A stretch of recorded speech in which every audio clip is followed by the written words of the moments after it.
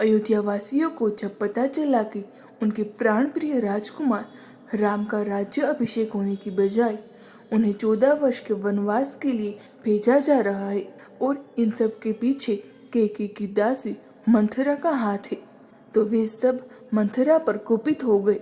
और उन कुपित अयोध्या वासियों ने श्री लोमश जी से पूछा, प्रभु, इस मंथरा का ही भगवान से विरोध क्यों है, जबकि पशु पक्षी जड़ चेतन वृक्ष आदि तक हमारे राम के प्रेमी है।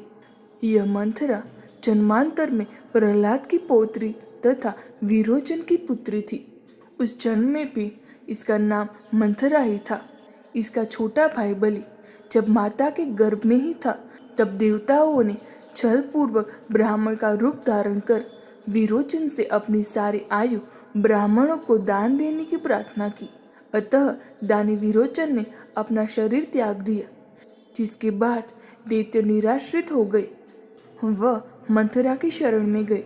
मंथरा ने उनको रक्षा का आश्वासन दिया, जिससे उत्साहित होकर शंबर, मई, बाण आदि दैत्य युद्ध के लिए निकले, पर वे देवताओं से हार गए। तब मंथरा देवताओं पर भयंकर क्रोधित हुई और क्रुद्ध होकर उसने नागपाश के द्वारा समस्त देवताओं को बांध दिया।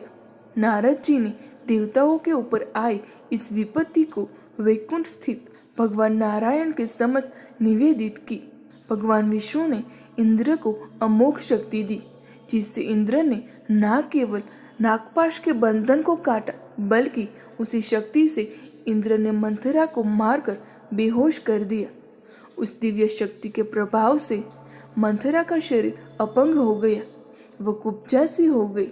दैत्य स्त्रियों ने भी पीछे से उसका बड़ा उपहास किया।